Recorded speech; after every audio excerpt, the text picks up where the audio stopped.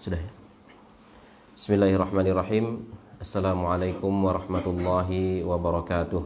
Waalaikumsalam warahmatullahi wabarakatuh. Innal hamdalillah nahmaduhu wa nasta'inuhu wa nastaghfiruh wa na'udzu billahi min syururi anfusina wa min sayyiati a'malina. May yahdihillahu fala mudhillalah wa may yudlil fala hadiyalah. Wa asyhadu an la ilaha illallah wahdahu la syarikalah wa asyhadu anna Muhammadan abduhu wa rasuluhu la nabiyya ba'dah. Ya ayyuhalladzina amanu taqullaha haqqa tuqatih wa la tamutunna illa wa antum muslimun.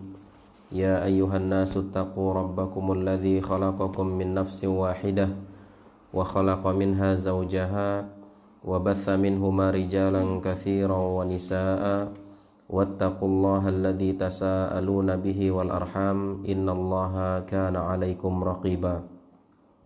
Ya ayyuhalladzina amanu taqullaha wa qulu qawlan sadida yuslih lakum a'malakum wa yaghfir lakum dhunubakum wa may yuti'illaha wa rasulahu faqad faza fawzan 'azima.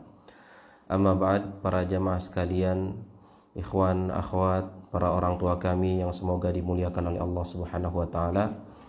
Ya, alhamdulillah kita kembali berkumpul di tempat yang insyaallah diberkahi ini untuk kita sama-sama melanjutkan pelajaran kita, di mana pada kesempatan yang berbahagia ini adalah pertemuan kita yang ke-6 ya, di dalam membahas tentang kitabus shalah dan mereviewkan lagi apa yang sudah kita sampaikan di pertemuan yang lalu, bahwasanya kita telah membahas sebagian tentang sunnah-sunnah salat. Yang kita sudah sampaikan bahwasannya berbicara tentang masalah sunnah-sunnah salat ini bukan salat sunnah ya, tapi sunnah-sunnah yang ada di dalam salat. Yang ini diklasifikasikan oleh para ulama menjadi dua bagian ya, ada yang namanya sunnah-sunnah qauliyah dan juga ada yang sunnah fi'liyah.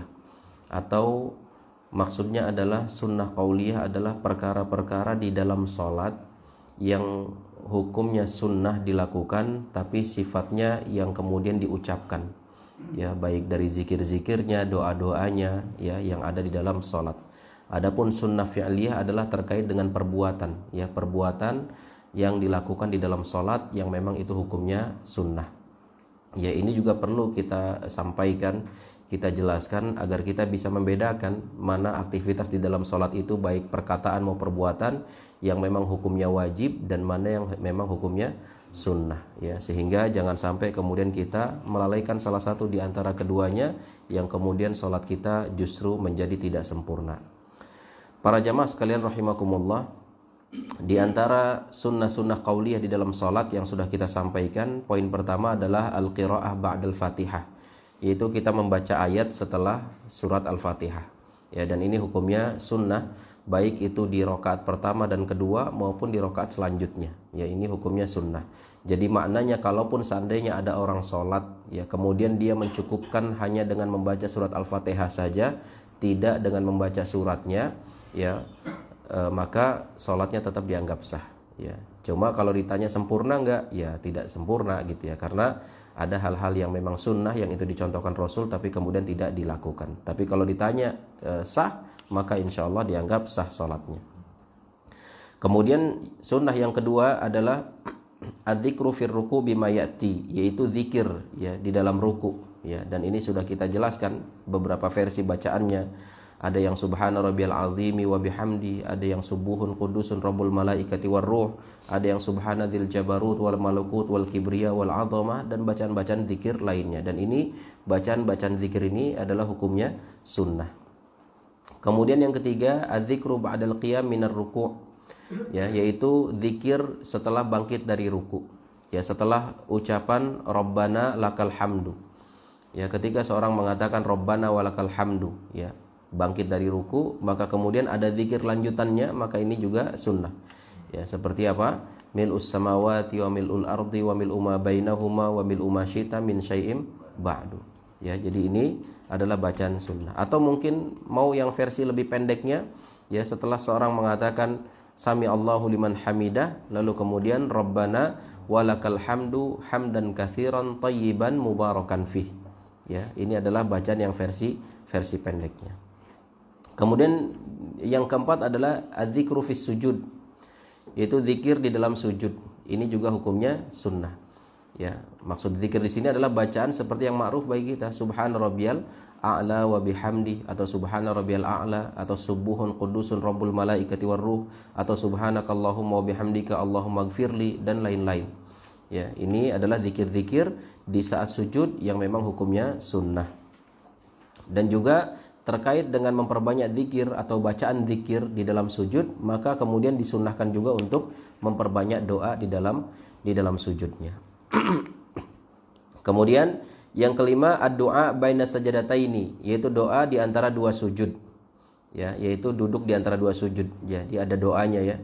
Yang selama ini mungkin kita hafalnya Rabbighfirli warhamni wajburni warfa'ni warzuqni wahdini wa'afini wa'afwani. Ya, mulai saat ini dirubah sedikit, ya, karena memang yang sahih dari bacaan duduk di antara dua sujud ini adalah sebagaimana sebuah hadis yang dikeluarkan oleh Imam Abu Dawud dan lain-lain, yang ini hadisnya disahihkan oleh Syekh Albani rahimahullah taala. Apa itu bacaannya? Yaitu Allahumma gfirli warhamni wajburni wahdini warzuqni. Ya, beda ya sama yang kita hafal, ya. Dan ini versinya lebih pendek sebenarnya, cuma memang kita terbiasa dengan yang panjang, ya, akhirnya agak belibet gitu kan, untuk kemudian kita memindahkan versinya kepada versi yang insya Allah lebih sahih. Ya, jadi ini pendek saja, Allahumma gfirli warhamni wajburni wahdini warzuqni. Ya, jadi ada 5 poin. Kalau yang selama ini kita hafal apa? Allahumma gfirli warhamni wajburni warfa'ni warzuqni wahdini wa'afini wa'afwani. Ada 8. Ya. Nah, berarti ada 3 poin yang kemudian tidak dipakai, dan kemudian ada beberapa yang posisinya diperbaiki sebagaimana lafaz di dalam hadis ini. Atau kalau memang bingung, ada versi yang lebih pendeknya, yaitu Rabbighfirli Rabbighfirli. Ya, Rabbighfirli. Dan ini juga sama, ya, disebutkan oleh Imam Abu Dawud, ya, di dalam kitab beliau terkait masalah hadis bacaan duduk di antara dua sujud, yaitu Rabbighfirli. Dan ini hukumnya sunnah, ya, hukumnya sunnah. Dan bahkan dianjurkan nanti pada pembahasan sunnah fi'liyah itu ada disebutkan poin di mana kita disunnahkan untuk memperlama duduk di antara dua sujudnya. Ya, walaupun bacaannya singkat Rabbighfirli, tapi disunnahkan kita memperlama duduknya. Sampai-sampai dalam satu riwayat Rasulullah SAW itu pernah duduk di antara dua sujud lama, sampai para sahabat mengira ini jangan-jangan Rasul lagi ragu gitu kan. Lupa jumlah rakaatnya, apakah mau berdiri lagi, apa mau langsung salam gitu kan, apa harus sujud lagi atau sudah selesai sujudnya gitu kan. Sampai menyangka lupa gitu Rasulullah SAW. Padahal memang disunnahkan untuk memperlama duduk di antara dua sujudnya. Kemudian yang keenam, sunnah qauliyah adalah as-salah ala nabi ba'da tasyahud al-awwal wal akhir, yaitu salawat kepada nabi. Dan salawat kepada nabi ini hukumnya sunnah, baik setelah tasyahud awal maupun setelah tasyahud akhir. Ya, yang selama ini mungkin sebagian pemahaman orang bahwasannya sunnah di tasyahud awal tapi wajib di tasyahud akhir, padahal dua-duanya sunnah. Ya. Jadi kalaupun seandainya di tasyahud akhir itu kita mencukupkan dengan tidak membaca salawat, ya salatnya sah tapi tidak sempurna tentu. Ya, karena memang hukumnya sunnah. Tapi garis bawahi, ya, di saat kita sampaikan ini hukumnya sunnah, yang maknanya adalah dilakukan berpahala, ditinggalkan tidak berdosa, ya bukan berarti kemudian kita meremehkan gitu kan. Timbang juga sunnah, enggak begitu gitu kan. Justru kita berusaha untuk bisa menyempurnakannya. Dan sebagaimana sudah kita sampaikan, ya, lafaz salawat kepada Nabi Muhammad SAW Ya, yang paling sahih adalah ya Allahumma salli ala Muhammad wa ala ali Muhammad kama sallaita ala Ibrahim wa ala ali Ibrahim innaka Hamidum Majid. Allahumma barik ala Muhammad wa ala ali Muhammad kama barakta ala Ibrahim wa ala ali Ibrahim innaka Hamidum Majid. Ya, ini adalah lafaz yang paling sahih. Adapun penggunaan kata sayyidina, ya, maka para ulama mengatakan ya lafaz sayyidina ini tidak dipakai di dalam salat. Ya. Dan tidak boleh kita kemudian menggunakan perasaan, nggak sopan dong manggil Nabi pakai nama aja, nggak pakai sayyidina gitu kan. Ya, Allahumma sholli ala Muhammad ini nggak sopan, harusnya pakai Allahumma sholli ala sayyidina Muhammad. Dan kita sudah jelaskan bahwasannya perkara bacaan di dalam sholat ini adalah amrun tauqifi, yaitu perkara yang sudah permanen, ya. Bahwasanya apa yang diturunkan oleh Allah, apa yang diajarkan oleh Rasul, maka bulat-bulat itu yang harus kita amalkan. Tidak boleh kita kemudian berkreasi dengan alasan nggak enak lah, dengan perasaan kita lah, tidak bisa. Dan Rasul mengajarkan demikian. Ya. Dan Allah Maha tahu bahwa saya suatu saat misal kalau manggil nama saja misalkan nggak sopan gitu kan. Ya Allah maha faham tentang masalah itu, maha tahu tentang masalah itu. Tapi kemudian tidak diajarkan kepada nabinya, sehingga kemudian nabinya menyampaikan kepada umatnya terkait bacaan ini. Ya, sehingga di dalam sholat tetap ya pada apa yang disebutkan dalam hadis, yaitu tanpa menggunakan kata sayyidina. Adapun di luar sholat, ya di luar sholat ketika kita ingin menyebut nama Nabi Muhammad diawali dengan sayyidina, maka silahkan, ya tidak masalah. Misalkan dalam khutbah seorang dalam ceramah-ceramahnya ketika menyebut nama Nabi Muhammad maka diawali dengan sayyidina, maka silahkan, tidak masalah. Tapi dalam sholat kita cukupkan dengan apa yang sudah disebutkan dalam hadis Rasulullah SAW, yaitu tanpa kata sayyidina. Kemudian poin yang ketujuh, sunnah qauliyah di dalam salat adalah ad-du'a ba'da tasyahud awal wa tsani, yaitu doa. Ya, doa setelah tasyahud awal dan juga setelah tasyahud akhir. Ya, selama ini kita doanya hanya mengkhususkan di tasyahud akhir saja. Padahal di tasyahud awal juga disunnahkan kita untuk berdoa. Ya. Maka di dalam hal ini Rasulullah SAW pernah bersabda, "Idza qa'adtum fi kulli rak'ataini faqulu at-tahiyatu lillah was-salawatu wat-thayyibat. Assalamu alayka ayyuhan nabiyyu wa rahmatullahi wa barakatuh. Assalamu alayna wa ala ibadillahis salihin. Asyhadu an la ilaha illallah wa asyhadu anna Muhammadan abduhu wa rasuluh."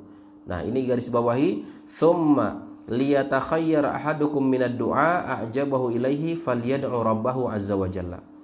Rasulullah SAW pernah mengatakan, apabila kalian duduk di setiap 2 rakaat, ya maksudnya duduk tasyahud, baik tasyahud awal maupun tasyahud akhir, maka katakanlah at-tahiyatu lillah. Ini yang kita sebut dengan doa tahiyat, ya, atau zikir tahiyat. Dan setelah selesai baca tahiyat tadi sampai kalimat asyhadu an la ilaha illallah wa asyhadu anna Muhammadan abduhu wa rasuluh, maka kemudian Rasul mengatakan tsumma liyatakhayyar ahadukum. Kemudian silakan seorang di antara kalian memilih dari doa mana saja yang kalian anggap itu dibutuhkan. Ya. Jadi di sini ada anjuran dari Rasulullah SAW setiap selesai tasyahud, baik tasyahud awal maupun tasyahud akhir, di mana kita dianjurkan untuk berdoa.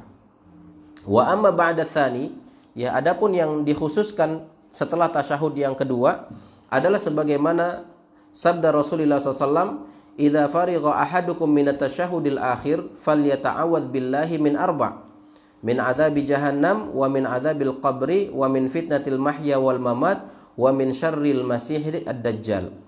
Nah, adapun terkait doa setelah tasyahud akhir, maka ini ada doa yang dikhususkan. Ya, kalau kita berbicara secara umum setelah tasyahud awal dan tasyahud akhir, secara umum diperintahkan untuk berdoa. Silahkan mau doa apa saja. Tapi terkhusus untuk setelah tasyahud akhir, ada doa yang dikhususkan selain doa yang dibebaskan tadi. Ya. Apa itu doa yang dikhususkannya? Di mana dalam hal ini Rasulullah SAW pernah bersabda, apabila salah seorang di antara kalian selesai dari tasyahud akhir, maka mintalah perlindungan kepada Allah dari 4 hal. Apa itu? Dari azab jahannam, dari azab kubur, dari fitnah hidup dan kematian, dan juga dari fitnah dajjal. Ya, ini doa yang dikhususkan. Walaupun kemudian setelah itu mau ditambah dengan doa yang lainnya, silakan, nggak masalah. Ya. Jadi dengan kita mengatakan Allahumma inni a'udzubika min adzabi jahannam wa a'udzubika min adzabil qabri wa a'udzubika min fitnatil mahya wal mamat wa a'udzubika min fitnatil masihid dajjal. Ya.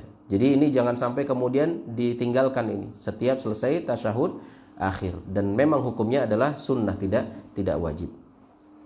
Wa qad sabata ad'iyatan ukhra baina tasyahud wa taslim minha, dan juga ada doa-doa yang lain yang memang doa-doa ini biasa juga dibaca oleh Rasul setelah tasyahud akhir. Ya. Yaitu apa? Yang pertama, Allahumma inni zalamtu nafsi zulman katsira wa la yaghfiru dzunuba illa anta faghfirli maghfiratan min indika warhamni innaka antal ghafurur rahim.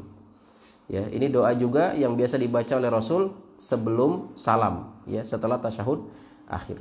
Apa artinya? Allahumma inni zalamtu nafsi zulman katsira. Ya Allah, sesungguhnya ya aku telah melakukan sebuah kezaliman yang banyak. Wala yaghfiru dzunuba illa anta, tidak ada siapapun yang bisa mengampuni dosa-dosa aku kecuali Engkau wahai Allah. Faghfirli maghfiratan min indik, maka anugerahkanlah ampunan dari sisimu. Warhamni innaka antal ghafurur rahim, dan kasihanilah aku, sesungguhnya Engkau adalah Zat yang Maha Pengampun dan juga Maha Pengasih. Ya, ini doanya. Dan doa yang lain juga yang biasa dibaca Rasul setelah tasyahud akhir, Allahumma gfirli ma qaddamtu wa ma akhartu wa ma asrartu wa ma a'lantu wa ma asraftu wa ma anta a'lamu bihi minni antal muqaddim wa antal muakhir la ilaha illa anta. Ya, jadi di dalam doa ini juga di mana Rasulullah SAW meminta ampunan kepada Allah. Yaitu apa doanya? Ya Allah, Allahumma gfirli ma qaddamtu wa ma akhartu. Ya Allah, ampunilah segala dosa-dosaku yang lalu dan juga yang akan datang. Wa ma asrartu wa ma a'lantu, dan juga ampunilah dosa-dosaku baik yang aku sembunyikan maupun dosa-dosa yang aku lakukan secara terang-terangan.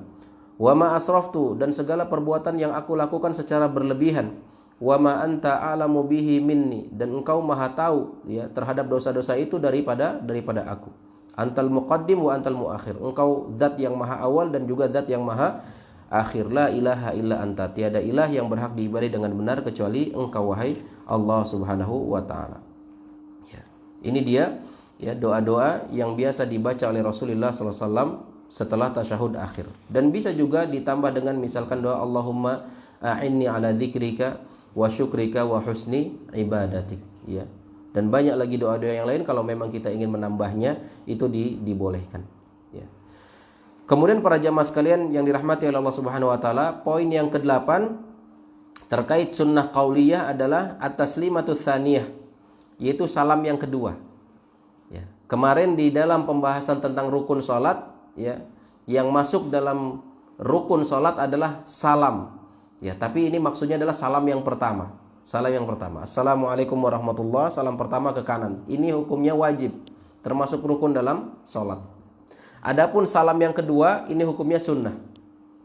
Ya, dan ini perlu difahami agar terkadang ada kasus-kasus di mana seseorang ketika sholat selesai salam pertama Assalamualaikum warahmatullahi, tahu-tahu dia batal, buang angin misalkan.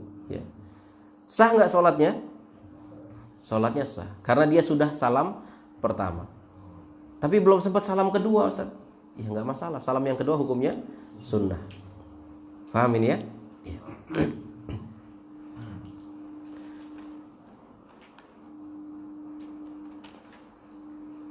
Kemudian yang ke-9, adzikru wad du'a ba'da shalah.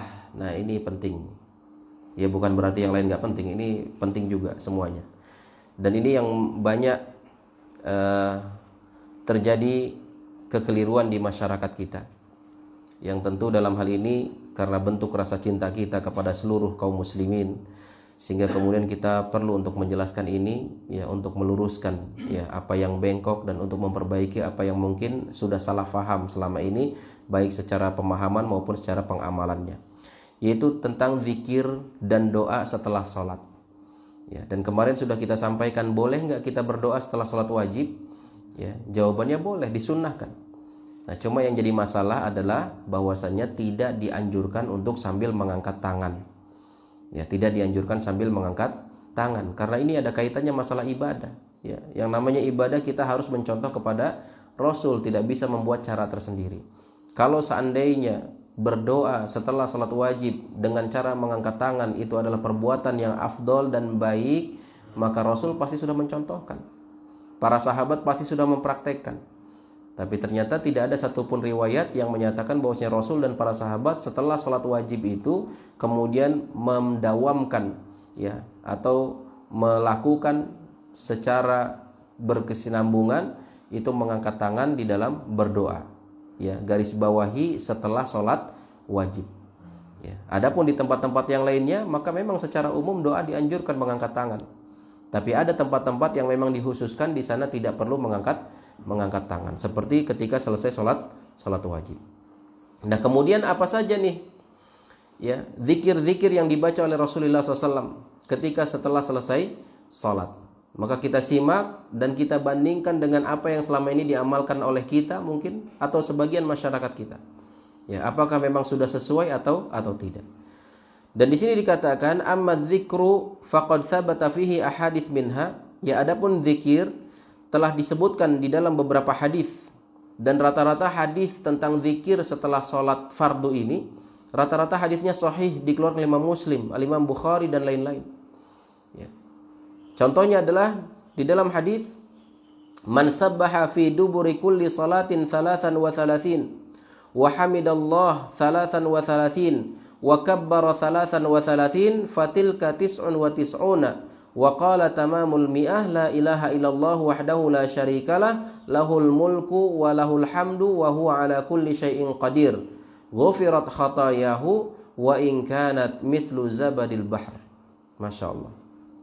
Ya, ini kalau setiap kita faham tentang ini, insya Allah nggak bakal tinggalin ini. Ya, karena ini memiliki keutamaan yang sangat besar. Rasulullah SAW mengatakan siapa yang bertasbih setiap selesai sholat dengan tasbih sebanyak 33 kali dan bertahmid, ya tasbih tadi ucapan subhanallah, dan bertahmid yaitu ucapan alhamdulillah sebanyak 33 kali setelah selesai sholat fardu. Kemudian wa kabbara 33 dan juga bertakbir mengucapkan Allahu Akbar sebanyak 33 kali setiap selesai salat fardu.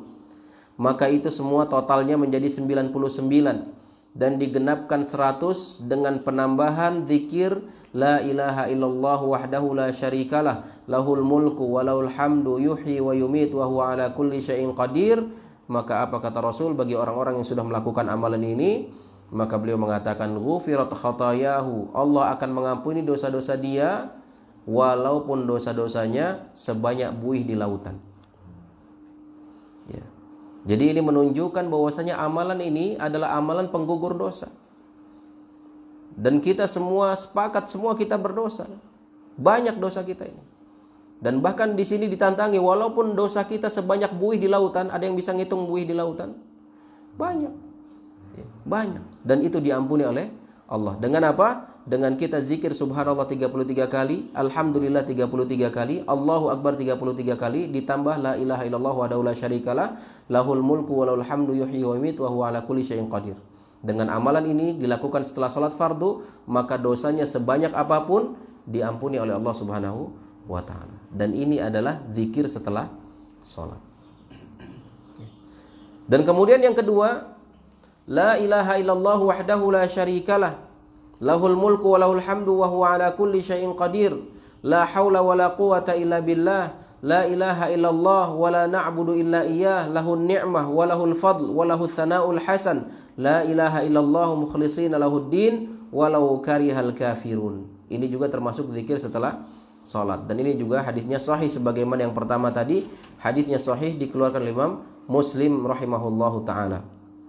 Kemudian zikir yang berikutnya la ilaha illallah wahdahu la syarikalah lahul mulku wa lahul hamdu wa huwa ala kulli syai'in qadir Allahumma la mani'a lima a'taita wa la mu'tiya lima mana'ta wa la yanfa'u dzal jaddi minkal jaddu. Ya, ini juga adalah hadisnya sahih bahkan dikeluarkan oleh Imam Bukhari dan juga Imam Muslim.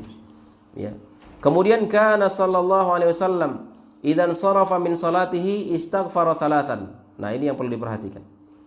Ya. Rasulullah SAW dikatakan di dalam sebuah hadis ya, yang sahih dikeluarkan oleh Imam Muslim juga, bahwasanya Rasulullah SAW apabila beliau selesai dari sholat, Ya, setelah assalamualaikum warahmatullah, assalamualaikum warahmatullah, apa yang beliau lakukan? Istighfar thalathan. Beliau beristighfar 3 kali. Langsung beristighfar tiga kali. Dan kemudian setelah istighfar beliau mengatakan Allahumma antas salam wa minkas salam fahayyina rabbana bisalam, atau Allahumma antas salam wa minkas salam tabarakta ya dzal jalali wal ikram. Ya. Ini bacaan setelah salam. Nah, kita perhatikan para saudara-saudara kita kaum muslimin, ketika selesai salam apa yang mereka baca? Assalamualaikum warahmatullah, assalamualaikum warahmatullah. Terus iya. Al-Fatihah. Iya, seringnya Al-Fatihah kan. Padahal tidak ada satupun riwayat yang menjelaskan bahwasanya Rasulullah SAW setelah selesai sholat itu baca Al-Fatihah. Enggak ada satupun riwayat.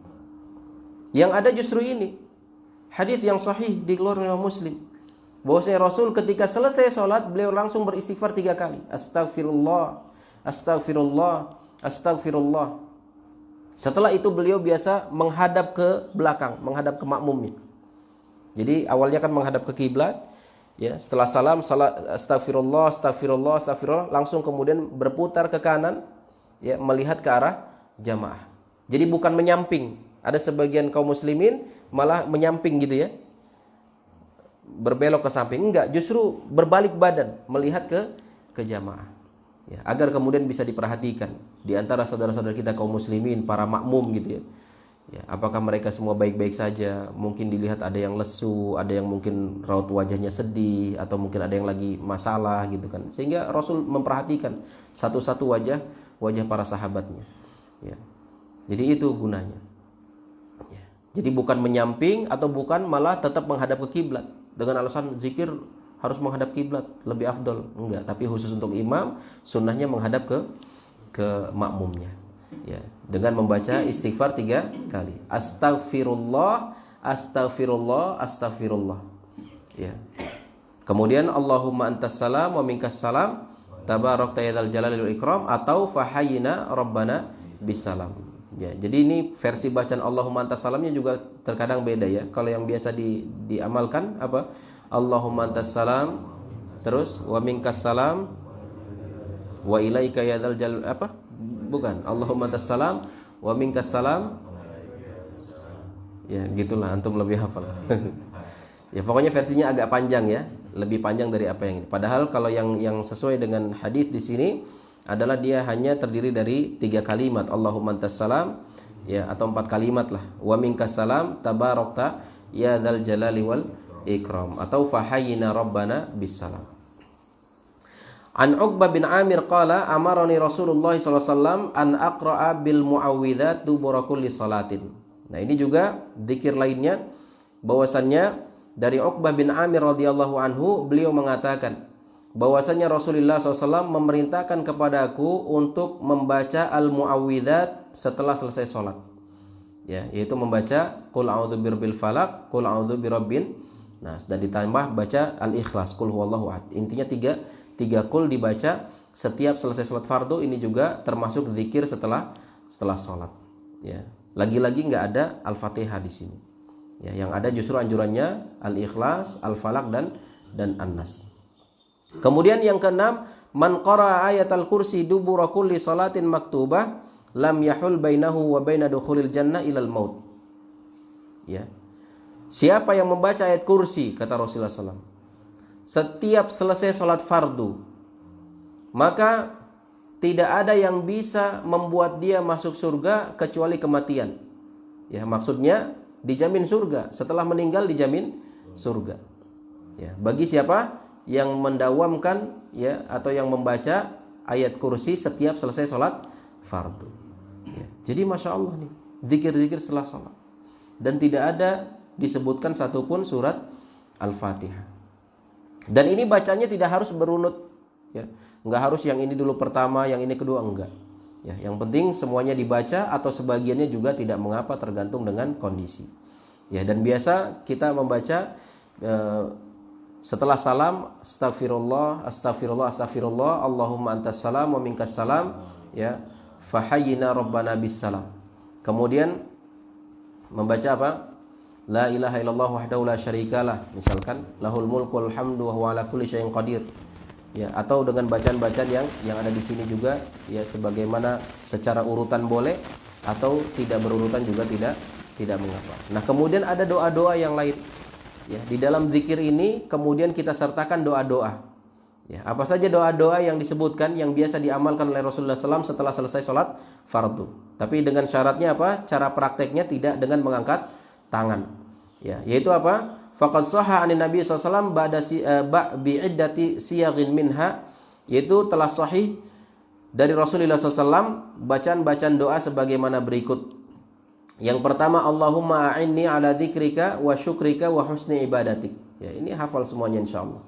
Allahumma inni a'udzubika minal jubni wa a'udzubika min an arudda ila ardhil umri wa a'udzubika min fitnatid dunya wa a'udzubika min adzabil qabr.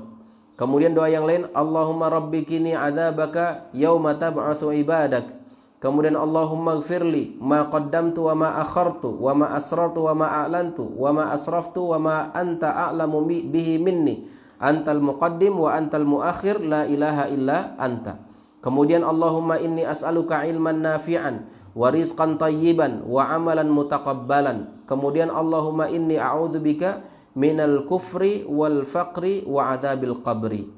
Ya, ini adalah doa-doa yang memang juga dianjurkan dibaca setelah selesai salat, ya, dibarengi dengan zikir tadi. Dan adapun urutannya boleh di awal, boleh di tengah, boleh berurutan, boleh juga tidak berurutan. Kemudian para jamaah sekalian rahimakumullah, ad-du'a ba'da shalah mustajab insyaallah, ya. Jadi doa yang dibacakan atau yang dilakukan setiap selesai sholat fardu ini adalah termasuk doa yang mustajabah. Ya, sebagaimana mustajabahnya doa ketika sujud, sebagaimana mustajabahnya doa ketika antara adzan dan iqamat. Setelah sholat fardu juga adalah doa yang mustajab. Sebagaimana, ya, dikatakan kepada Rasulullah SAW, ya Rasulullah, ayyud du'a asma'.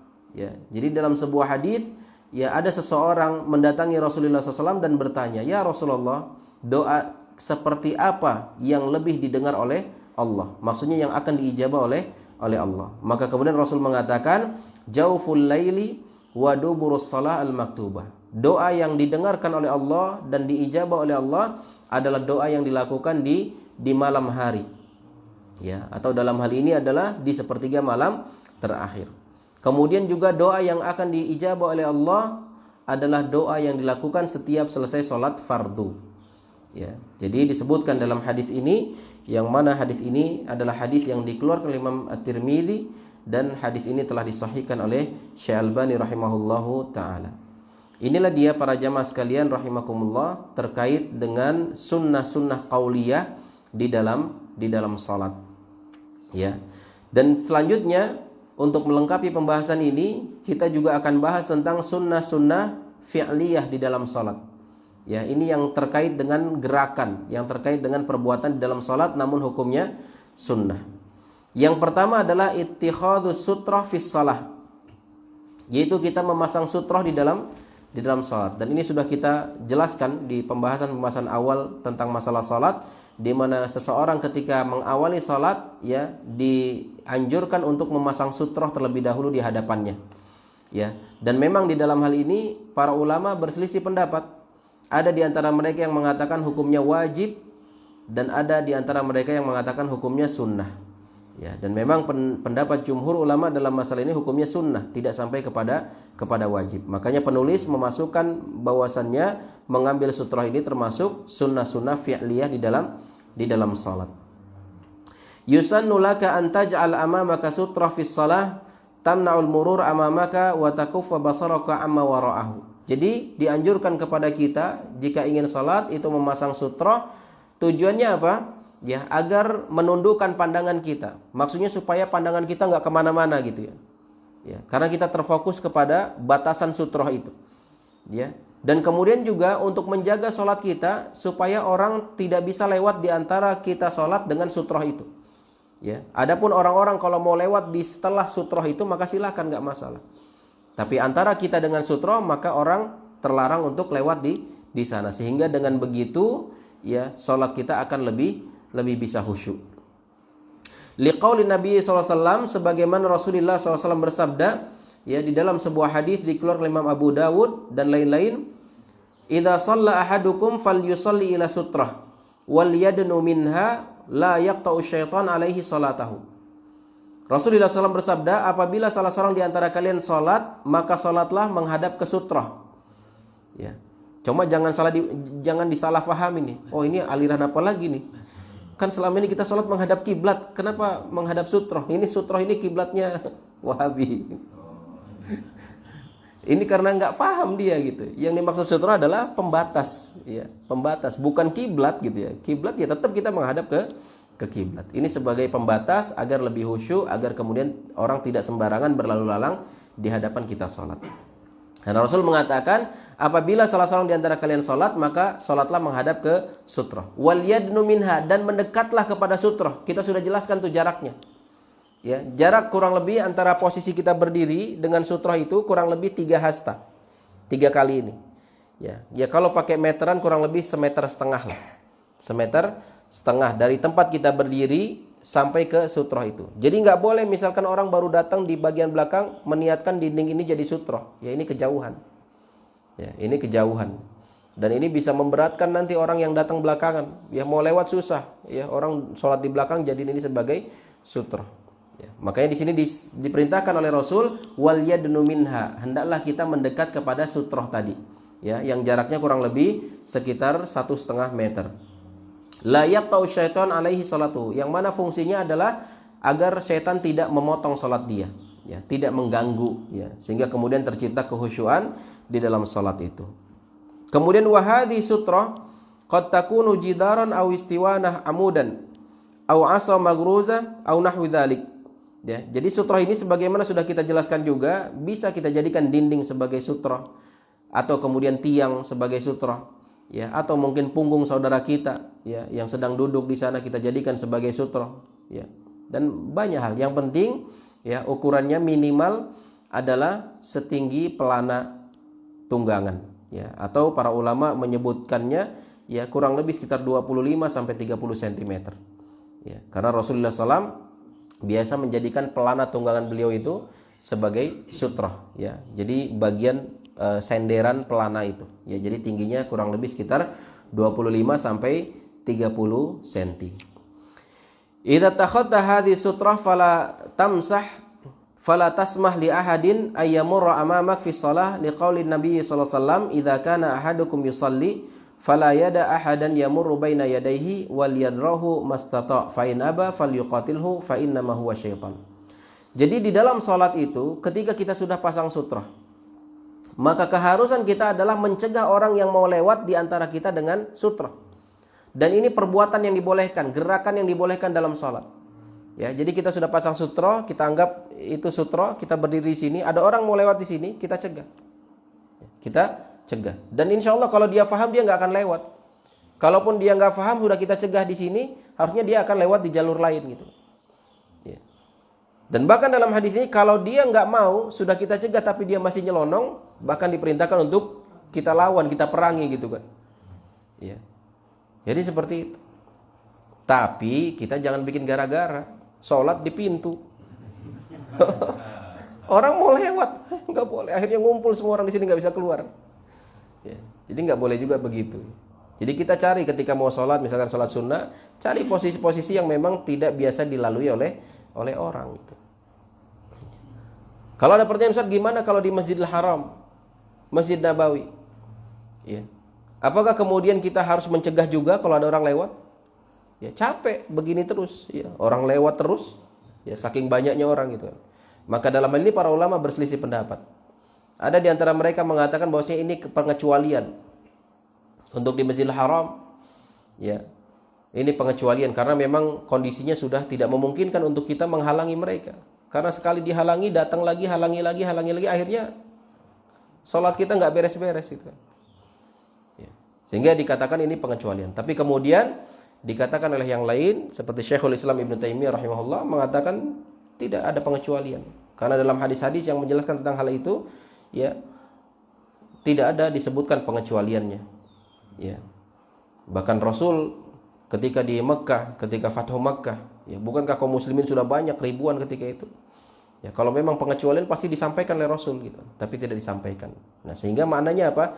Tetap kita berusaha ya untuk menghalangi, ya misalkan ada orang lewat ya sekali dua kali dihalangilah. Tapi kalau masih banyak ya sudah, fattaqullaha mastata'tum. Bertakwalah semampu kita. Ya. Jadi seperti itu. Tapi pada asalnya kita harus menghalangi orang yang kemudian mau melewati antara kita dengan sutra. Idza takhataha la yajuzu lak an tamur amamal musalli. Ya. Jadi tidak boleh bagi kita lewat di depan orang yang sholat. Maksud di depan orang sholat itu antara orang sholat dengan sutroh. Kalau misalkan orang itu ketika sholat tidak memasang sutroh, bagaimana? Tidak masalah kita lewat. Ya. Dan ini salah dia sendiri gitu kan. Ya, apalagi kalau posisi dia di jalan. Tapi kalau posisi dia memang tidak di jalan, ya sudah, kita juga nggak perlu cari gara-gara juga sengaja di depan dia, mentang-mentang dia nggak bawa pakai sutroh gitu kan. Tapi pada asalnya kalau dia tidak memakai sutroh, maka tidak ada kemudian larangan kita lewat di depan dia.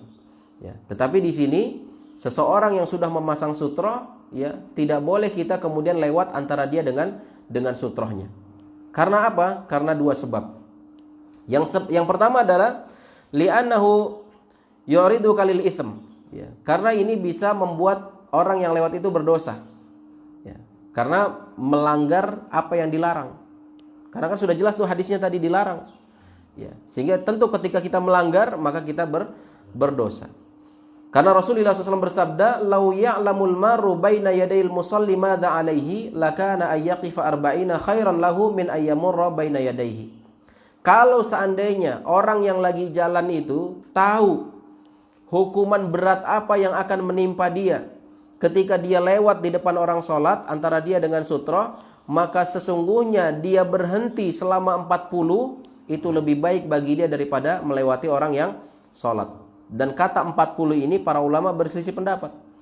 Ada di antara mereka mengatakan 40 hari, ada yang sampai mengatakan 40 tahun. Ya, intinya lama, mau 40 hari, 40 tahun lama. Ya, sampai-sampai dikatakan dia nunggu, katakanlah yang paling sedikit 40 hari misalkan. Dia menunggu 40 hari sampai orang itu benar-benar selesai sholat misalkan, itu lebih baik daripada dia melewati orang sholat antara dia dengan sutrohnya. Dan ini kan menunjukkan suatu hal yang besar gitu ya. Kalau sengaja lewat berarti kan hukumannya sangat besar. Makanya dikatakan di sini dosa. Ya, orang yang kemudian bermudah-mudah dalam lewat, ya melewati antara dia dengan sutrohnya itu. Jadi bagi kita yang sudah belajar, ya jangan kemudian bermudah-mudah, hati-hati lewat jalur lain. Ya, kecuali kalau memang tadi tuh orang sholatnya di pintu, nggak ada akses lain, kita mau masuk atau kita mau keluar, maka ya sudah kita lewat saja gitu kan. Ya, mudah-mudahan Allah yang mengampuni kita dan mengampuni orang yang sholat di pintu itu gitu kan, dan dikasih hidayah supaya tidak sholat di situ. Ya kecuali kalau memang dia sholat di pintu karena memang di bagian lain udah penuh gitu, dia paling terakhir datang misalkan, yaitu ya insya Allah khair gitu ya, nggak ada masalah. Kemudian sebab yang kedua adalah anna murural mar'ah baina yaday rajul fi shalah yaqta salatahu ala qauli ba'dil ulama minas sahabah min ba'dihim wa min ba'dihim. Li hadithi Abi Hurairah qala Rasulullah sallallahu alaihi wasallam yaqta'u shalah al mar'a wal himar wal kalb wa yaqidzalika mithlu muakhiratir rahil. Sebab yang kedua adalah bahwasannya ketika seorang sholat ya tidak memasang pembatas atau memasang pembatas tapi kemudian lewat di depannya seorang wanita yang sudah baligh, ya maka pendapat sebagian ulama bahwasanya itu bisa membatalkan sholat orang itu, memutus sholatnya. Ini bahaya kan ya. Walaupun memang kalau sesama wanita ada sebagian penjelasan para ulama bahwasanya itu tidak membatalkan kalau untuk sesama wanita. Tapi kalau misalkan yang sholat ini laki-laki kemudian lewat wanita di depannya, ya di antara dia dengan sutrohnya, maka sholat laki-laki ini batal. Ini pendapat sebagian ulama. Walaupun sebagian yang lain mengatakan tidak sampai kepada batal. Ya maksud terputus sholatnya itu adalah maksudnya terputus kehusyuannya. Ya bukan terputus sholatnya yaitu batal, bukan. Ya karena dalam teks hadisnya dikatakan terputus sholatnya. Dan para ulama berselisih pendapat makna terputus ini apa. Ada yang mengatakan terputus ini maksudnya adalah terputus sholatnya berarti batal sholatnya. dan sebagian lain mengatakan bahwasanya terputus itu maksudnya terputus kehusyuannya, sehingga kemudian dia bisa terganggu kehusyuannya di dalam salat. Dan Rasulullah SAW bersabda, yaqta'us shalah al-mar'ah wal himar wal qalb, bahwasanya bisa memutuskan salat yaitu wanita dan juga keledai dan juga seekor anjing. Ya, maksudnya ketika lewat di depan orang salat. Kemudian para jamaah sekalian yang dirahmati Allah Subhanahu wa taala, adapun mururul jariyah as-saghirah allati lam tahid la yaqtas shalah li'annahu la yuqal laha imra'ah. Ya. Adapun anak perempuan yang belum balik, maka ini tidak memutuskan sholat sebagaimana didefinisikan dalam hadis tadi. Ya, karena ini tidak masuk dalam kategori. Yang masuk dalam kategori adalah wanita yang sudah haid atau wanita yang sudah dewasa. Adapun wanita yang masih anak-anak, maka ini tidak memutus sholat. Ya. Jadi tetapi tetap kita menghalangi. Ya, ketika mereka mau lewat di depan kita halangi. Ya, dan ini yang sering terjadi itu adalah ketika kita sholat di rumah misalkan, atau bahkan di masjid, ada anak-anak gitu. Anak-anak itu kalau misalkan kita cegah begini, dia malah tambah ini kan, tambah maju gitu ya. Tambah cari gara-gara gitu. Ya. Nah, maka di dalam hal ini pertama, apalagi kalau memang itu anak kita gitu ya, kita kasih pemahaman sama dia. Bahwasanya kalau Abi lagi sholat, Umi lagi sholat, jangan lewat di depannya ya. Ya, karena begini, karena begitu. Kita jelaskan hadisnya, bahwasanya Rasul tidak memerintahkan seperti itu. Bahwasanya ini dilarang, ini bikin sholatnya Abi, sholatnya Ayah, sholatnya Umi bisa jadi nggak sempurna misalkan. Kasih pengertian. Cuma ya namanya anak-anak, sekarang dikasih pengertian iya, besok ngulang lagi gitu kan. Tapi ya jangan bosan-bosan kita kasih ingat gitu kan. Nah, sehingga kemudian ketika dalam prakteknya ternyata anak begitu, ya kita halangi. Ya kita halangi juga jangan pakai kasar gitu ya. Ya dengan lemah lembut kita halangi. Tapi terkadang anak kan langsung nyerobot aja gitu ya. Maka dalam hal ini boleh kita maju ya, mendekati sutroh. Maju mendekati sutroh dan membiarkan anak lewat di belakang kita. Ini juga boleh. Ya. Bahkan Rasul ketika itu pernah juga ya, kalau nggak salah ada seekor kambing mau lewat, ya kambing mau dicegah susah gitu kan. Ya, sehingga kemudian Rasul maju mendekati sutrohnya sampai kemudian menempel ke perut beliau dan kemudian mempersilahkan kambing itu lewat di belakangnya. Setelah itu kemudian beliau mundur lagi. Ya, dan ini untuk anak juga seperti itu. Ya. Ya, walaupun memang itu tidak memutus sholat kita bagi yang berpemahaman bahwasanya bisa membatalkan sholat gitu ya. Ya, sehingga kemudian kita tetap melarang anak-anak yang lewat di depan kita. Kemudian para jamaah sekalian yang dirahmati Allah Subhanahu wa taala, yang berikutnya mururul mar'ah an yamin wa yasar ar-rajul wa huwa yusalli la yaqtus shalah. Jadi kalau seandainya ada seorang wanita lewat di sebelah kanan, sebelah kiri laki-laki yang lagi sholat, maka ini tidak termasuk yang membatalkan sholat atau memutus sholatnya. Ya, baik yang berpendapat batal sholatnya atau yang tidak batal, ya, atau memutus kehusyuan. Jadi itu tidak masalah. Ya, apalagi ketika kita misalkan di Masjidil Haram, kanan kiri kita kadang ada perempuan lewat gitu ya, maka ini tidak masalah.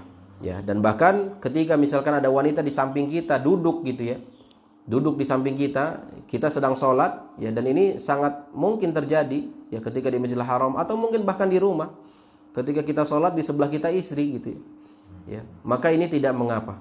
Bahkan kalaupun istrinya sedang haid juga nggak masalah, sholat kita tetap sah.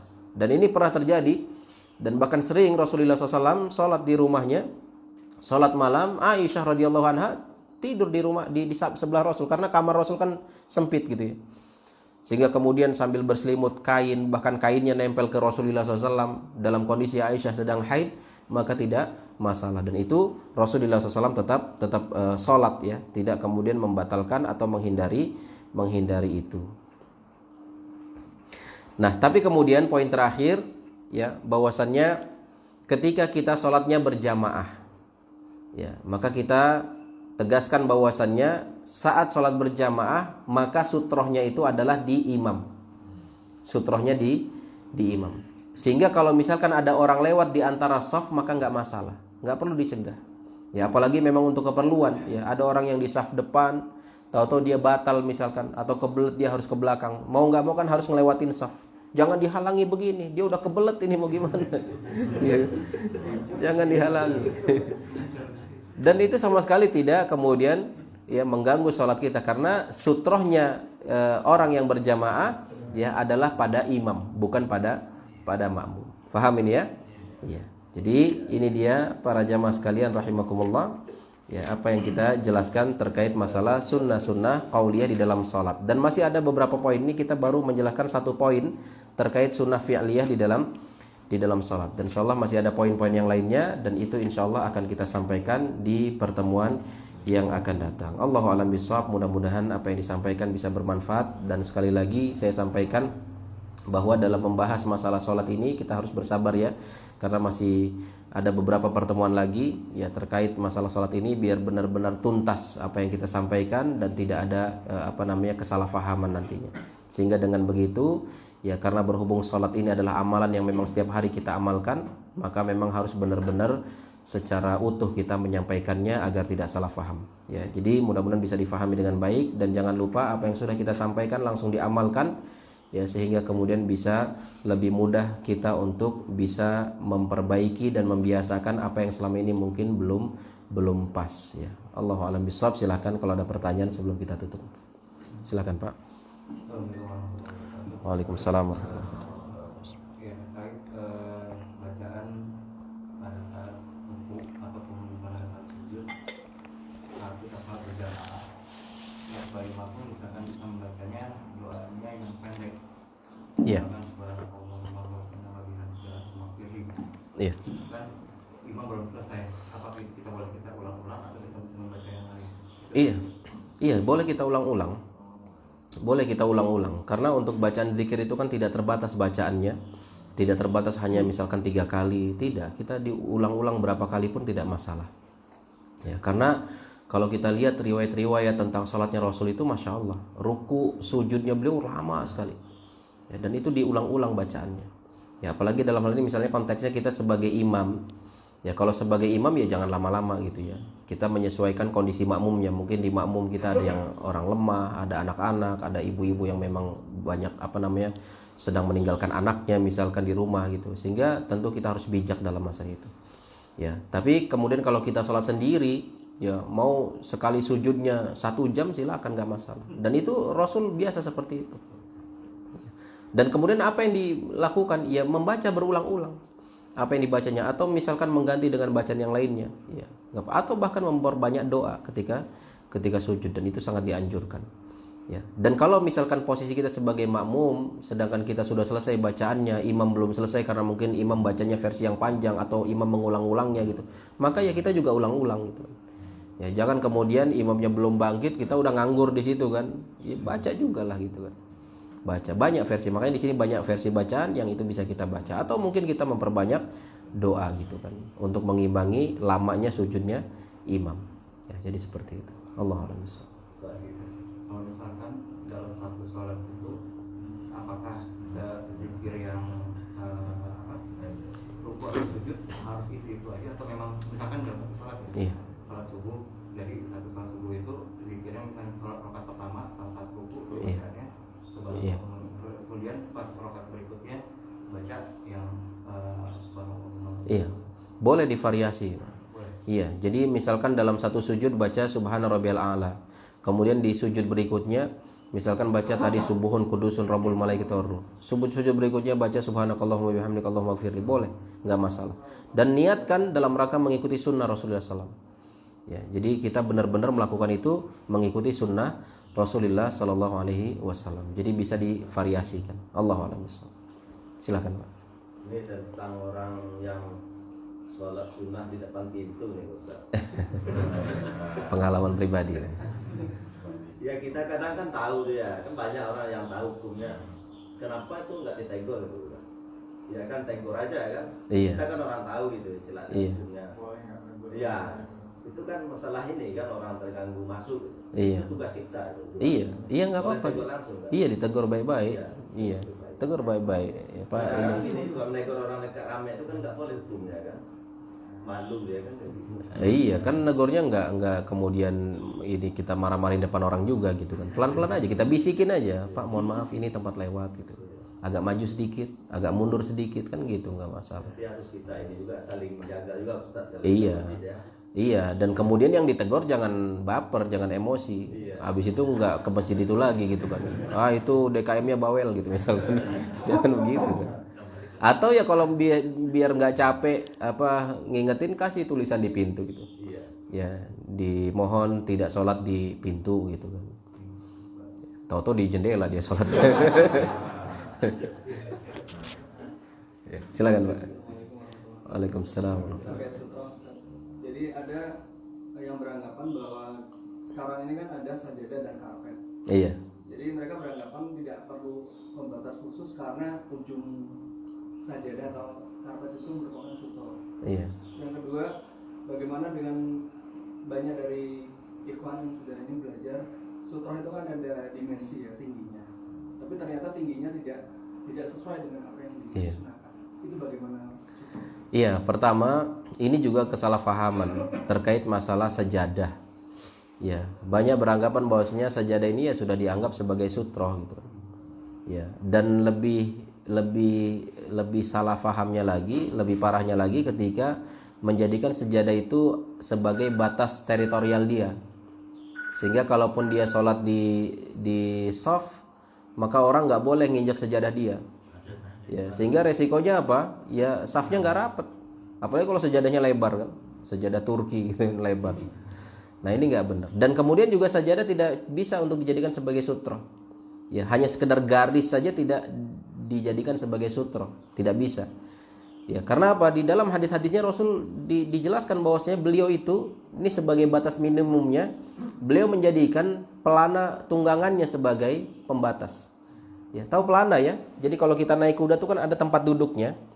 Ya, kalau kuda ada tempat duduknya, tapi kalau unta biasanya itu selain pelana tempat duduknya, tapi juga ada senderannya.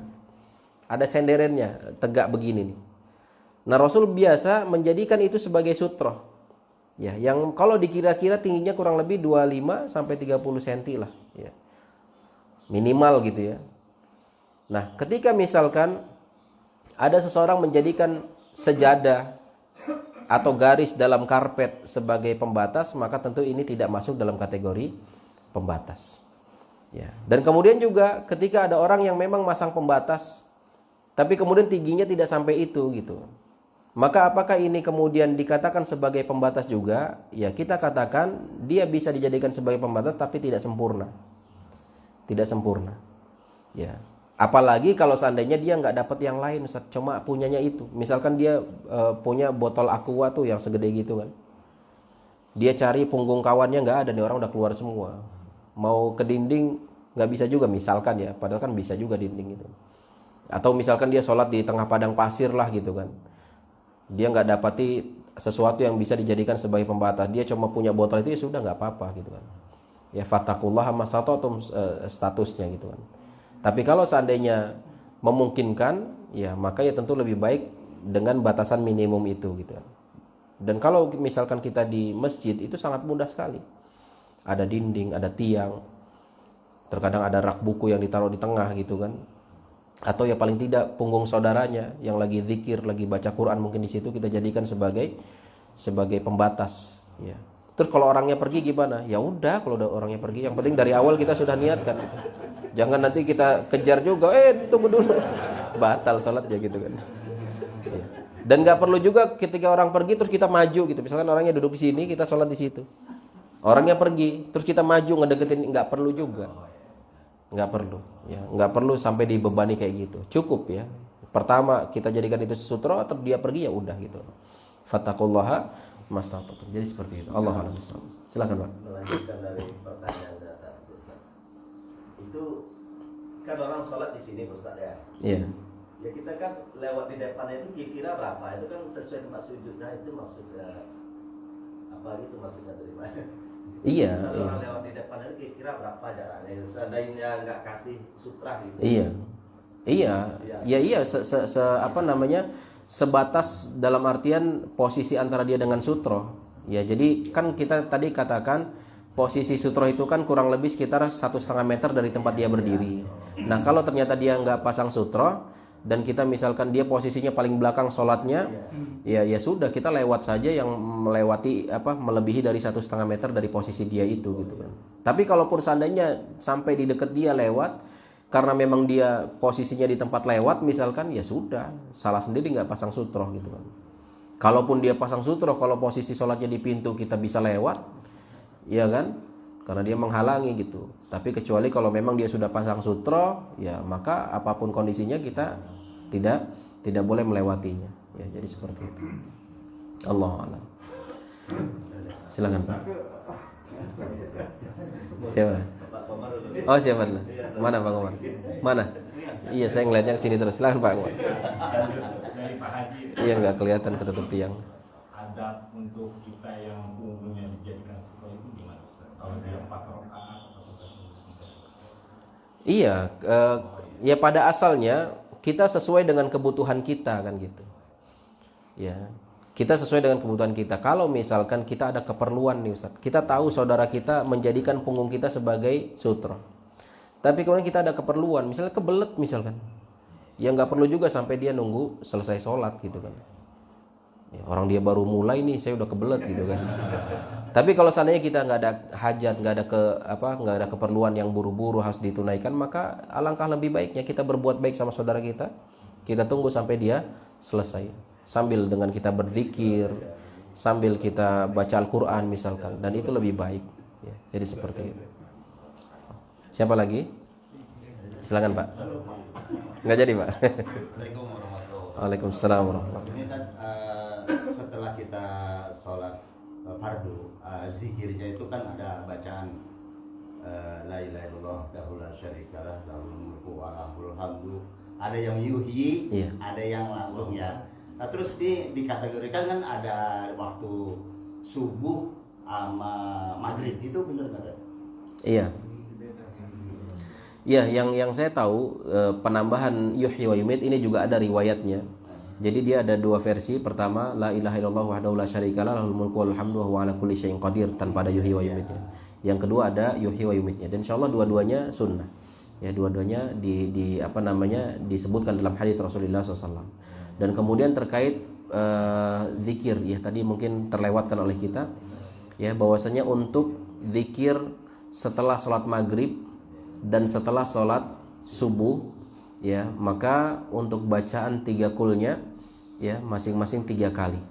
Kul huwallahnya 3 kali, kul a'udzu birabbil falaq 3 kali, kul a'udzu birabbin nasnya 3 kali. Untuk setelah maghrib dan setelah subuh. Ya, adapun di sholat-sholat yang sisanya maka cukup 1 kali satu kali. Setelah ayat kursi ya Ustaz. Setelah ayat kursi. Allahu a'lam. Sama bacaan apa? La ilaha illallah wa la syarikalah itu 10 kali. Iya. Ada juga itu diriwayatkan. Jadi ada tambahan bacaan la ilaha illallahnya sebanyak 10 kali. Dan baru nanti setelah itu dilanjutkan kalau setelah subuh ya, ada lanjutannya zikir pagi. Ya, kalau setelah asar zikir petang. Ya, jadi zikir petang setelah asar ya, bukan setelah maghribnya. Ustaz, bagaimana kalau setelah salam banyak juga saudara kita yang istighfarnya ditambahin astagfirullahaladzim? Iya. Itu bagaimana? Iya, Allahu a'lam bishawab. Ya, dalam hal ini kalau kita merujuk dalam hadis tadi yang kita bacakan, bahwasanya Rasulullah SAW istighfar thalathan, yaitu istighfar 3 kali. Dan para ulama mengatakan maksud dari istighfar itu adalah kata astagfirullah. Kata astagfirullah, bukan ada penambahan al-azim atau ada penambahan lain-lainnya. Bukannya nggak bagus, misalkan ada orang mengatakan astagfirullahalazim atau ada tambahan kalimat lainnya, bukan berarti maknanya nggak bagus. Maknanya bagus, cuma memang bukan pada tempatnya. Ya, sama seperti ketika seorang mengawali wudhu, dia dianjurkan untuk membaca bismillah. Ya, kenapa nggak bismillahirrahmanirrahim? Ya, bukan berarti makna bismillahirrahmanirrahim nggak bagus, bukan. Bagus, tapi tidak pada tempatnya. Ya, ketika orang mau wudhu, maka yang dianjurkan adalah bismillah. Ketika tadi ya setelah sholat astagfirullah tanpa ada penambahan al-azim. Ini yang lebih afdolnya, Allahu a'lam bishawab. Dan ini sama seperti misalkan orang ketika mau makan, Ketika orang mau makan kemudian dia bilang Allahumma inni a'udzubika minal khubuthi wal khaba'ith. Boleh nggak? Hah? Kok nggak boleh? Bagus nih maknanya. Allahumma inni a'udzubika minal khubuthi wal khaba'ith. Ya Allah, sesungguhnya aku memohon perlindungan kepadamu dari gangguan jin laki-laki dan perempuan. Bagus nggak? Bagus. Tapi kenapa antum ingkari? Karena bukan pada tempatnya. Ya. Doa ini tempatnya kapan? Ketika mau masuk WC. Adapun ketika mau makan cukup baca bismillah. Ya. Jadi seperti itu. Allahu a'lam bissawab. Ada lagi? Kita mau minta definisi masjid itu apa ya? Terkait misalnya untuk sholat sunat tahiyatul masjid atau sholat syuruk itu apakah harus masuk masjid? Masjidnya itu apa definisi masjid? Iya, masjid itu secara bahasa artinya makan lisujud, masjid. Makan lisujud atau tempat untuk bersujud. Sama seperti musola, yaitu makan lissolah, tempat untuk sholat. Cuma di kita aja ini yang membedakan antara masjid dengan musola. Ya, padahal artinya sama. Masjid dan musola sama-sama tempat sujud, sama-sama tempat sholat. Ya, cuma kalau kita membahasakan secara bahasa syar'inya, ya, bahwasannya masjid itu adalah tempat yang digunakan untuk sholat, baik itu masjidnya besar maupun masjidnya kecil, baik ada sholat Jumat di dalamnya maupun tidak ada sholat Jumat di dalamnya. Yang penting di dalamnya ditegakkan sholat 5 waktu, maka itu adalah masjid definisinya. Mau besar mau kecil. Kalau di kita kan dibedakan ya, masjid yang besar yang ada sholat Jumatnya, kalau musola kecil nggak ada sholat Jumatnya. Kalau dengan bahasa syar'i tidak seperti itu. Semua artinya masjid. Adapun musola menurut istilah syar'inya, musola itu adalah tanah lapang justru. Tanah lapang yang biasa dipakai untuk tempat sholat. Yang biasa dipakai untuk tempat sholat. Tempat sholat kapan? Seperti misalkan sholat Id, sholat istisqa. Ya, ini namanya musola. Makanya kalau di Arab Saudi sana biasanya rata-rata itu masjid itu, karena memang di sana lahannya luas-luas gitu ya. Masih banyak yang kosong tuh, boleh tuh di sana tuh. Mungkin lebih murah kaplingannya. Jadi di sana masjid itu rata-rata dia punya lapangan. Ya, selain ada untuk parkiran, tapi juga mereka siapkan lapangan khusus untuk musola. Untuk musola istilah syar'i ya, yang mereka gunakan kalau pas hari Id atau istisqa misalkan, mereka nggak gunakan ruangan masjidnya, tapi memakai ruangan luar ya, lapangan itu untuk sholat. Ini namanya musola. Nah, dalam definisi ini tidak ada tahiyatul masjid di musola. Tapi untuk versi definisi Indonesia ada tahiyatul masjid di musola. Ini musola kan? Kalau di Arab sana ini masjid namanya. Ya, sehingga tetap ada tahiyatul masjid.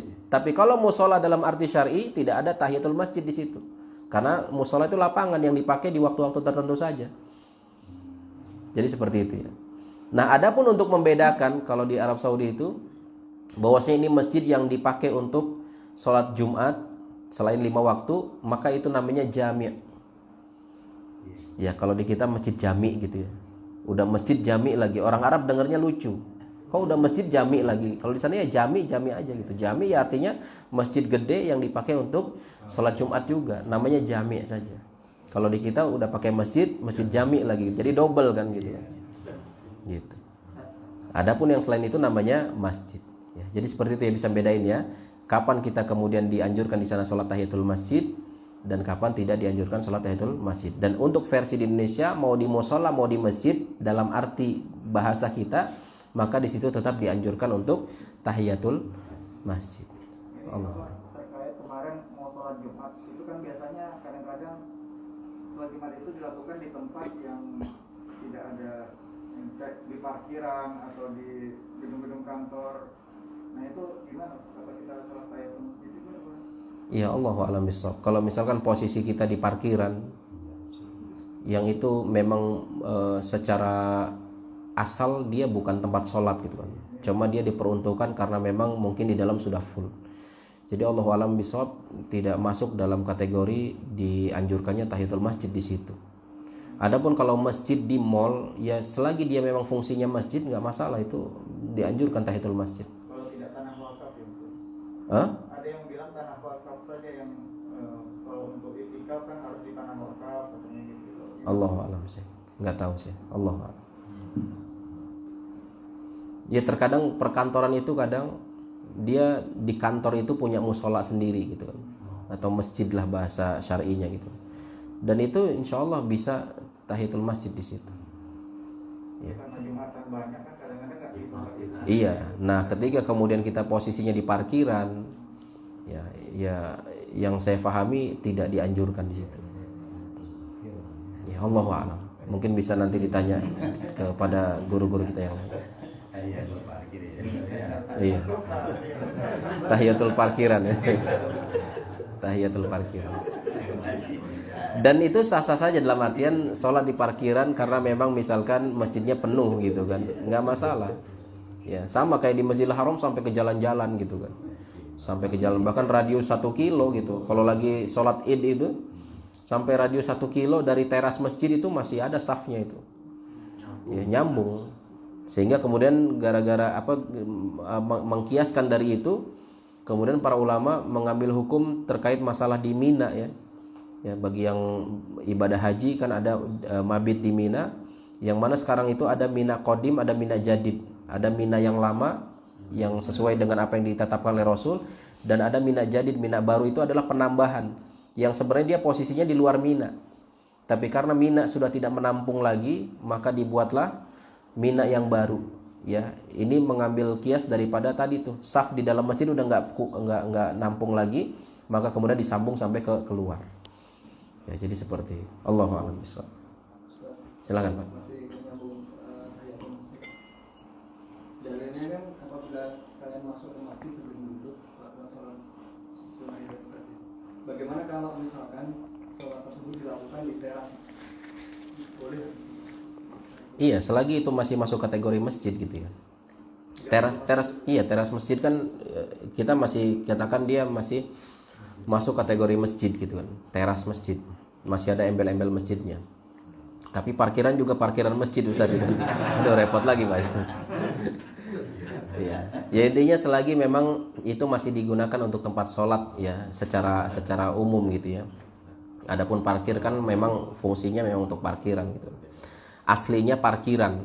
Kalau ini kan aslinya masjid gitu kan. Walaupun mungkin difungsikan sebagai teras atau apa. Ya sehingga apalagi ya kalau misalkan memang di dalam masjidnya sudah penuh. Ya, tapi kalau seandainya belum penuh ya di dalam aja gitu kan. Jadi seperti itu. Allahu a'lam bishawab. Ya terlepas dari itu semuanya, kalau memang ini bingung sholat tahiyatul masjid atau enggak, ya udah sholat sunnah mutlak aja gitu kan. Atau sholat sunnah qobliyah gitu kan. Ya, biar enggak pusing juga. Insyaallah pahalanya dapat. Ada lagi? Untuk di masjid sendiri ada ibadah-ibadah yang tidak boleh. Misalnya kalau sekarang kan banyak masjid dijadikan tempat kawinan apa gitu, itu gimana ya? Iya, sebenarnya pada asalnya masjid itu kan dijadikan tempat seseorang untuk bermasyarakat di sana, di mana Rasul dulu ya menyusun strategi, kemudian bermusyawarah terkait kemaslahatan Islam dan kaum muslimin dan segala macamnya, untuk tempat belajar juga itu di masjid. Kalau untuk tempat kawinan, Allahu a'lam, saya belum tahu ya. Saya nggak tahu dalilnya gitu. Walaupun memang secara praktek banyak ya orang ya, tapi dalilnya apakah kalau misalkan artinya kawinan dalam artian pesta kawinan, ya tentu ini nggak boleh.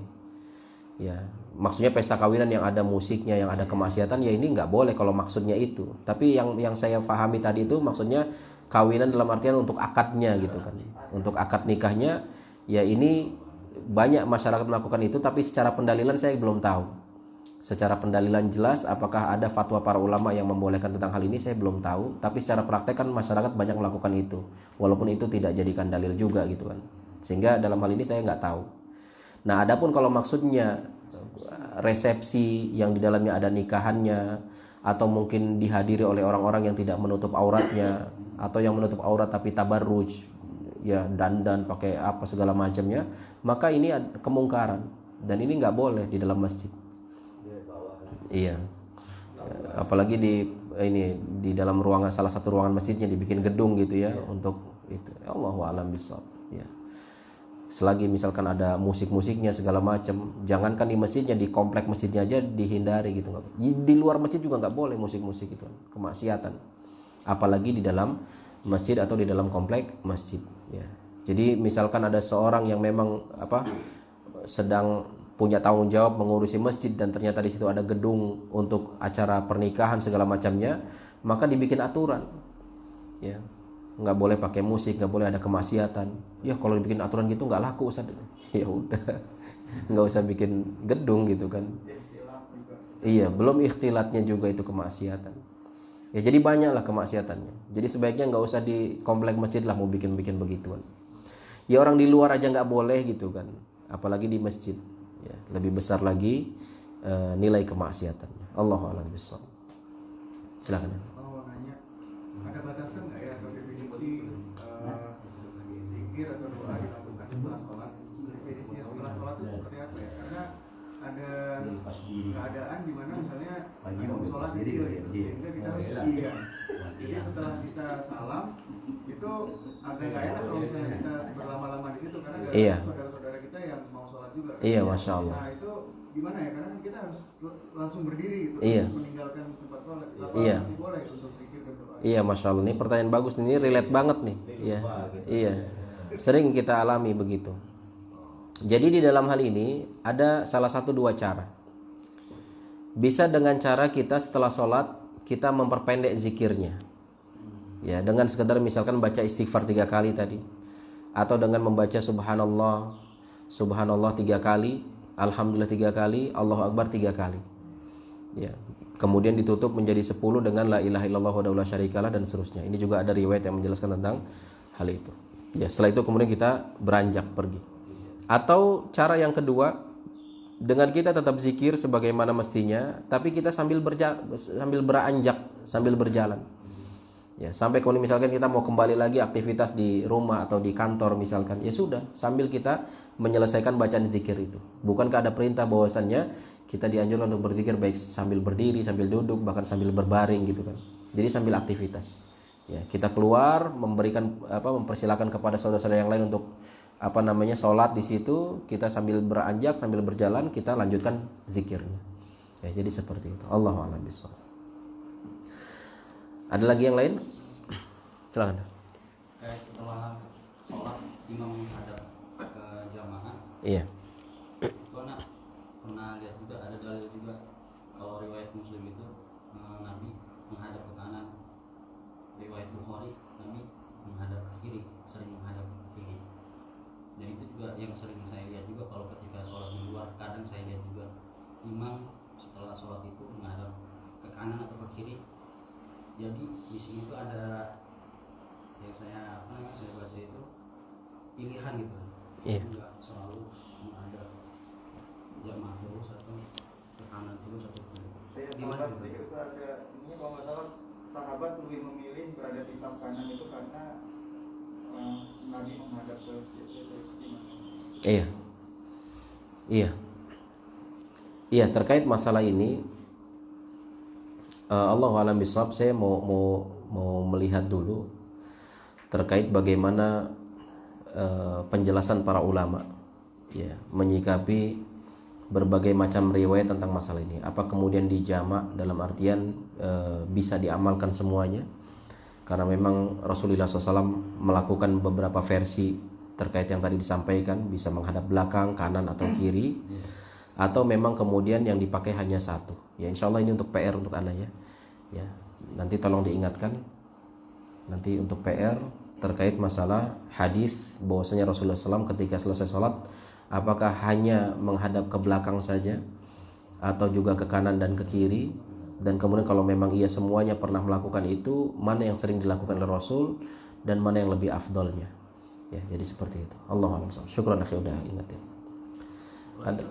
Iya. Enggak Sensitif. So. Perbedaan Muslim dan kafir itu adalah pada sholat misalnya. Iya. Sebagian kita sholat ada yang tahunan, ada yang bulanan, ada yang mingguan. Itu kategori kafir gimana itu Ustaz?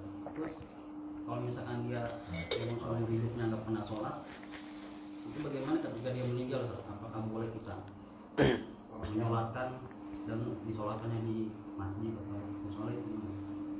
Iya. Iya, ini masalah khilafiyah ya. Jadi ini sempat kita sampaikan juga di awal-awal pembahasan tentang masalah sholat ya, bahwasannya para ulama itu berselisih pendapat terkait hukum orang yang meninggalkan sholat. Kalau orang meninggalkan sholatnya karena sebab tidak meyakini kewajiban sholat, ya maka ini sepakat para ulama, nggak ada perselisihan bahwasanya dia murtad, kafir, keluar dari Islam. Yang jadi masalah adalah dia meyakini kewajiban sholat, tapi dia tidak menunaikan sholat itu karena mungkin malas atau alasan sibuk dan lain sebagainya. Dan sebagian ulama berpendapat tetap dihukumi kafir. Dan itu hadis-hadis yang diangkat seperti yang kita sampaikan, bahwasanya perbedaan antara kita orang-orang muslim dengan orang kafir adalah dalam hal meninggalkan sholat. Faman tarakaha faqad kafar. Siapa yang meninggalkan sholat sudah kafir dia. Ya. Dan ketika kita mengikuti pendapat kekufuran orang yang meninggalkan sholat ini, maka yang berlaku hukum-hukum kufur bagi mereka. Ya, di mana meninggal tidak dikuburkan di makam kaum muslimin, tidak bisa kemudian saling menikahkan, tidak boleh kemudian saling mewariskan, berlaku hukum itu. Ya. Tetapi kemudian sebagian ulama, dan Allahu a'lam bishawab, ini pendapat jumhur, bahwasanya dia tidak sampai kepada kafir.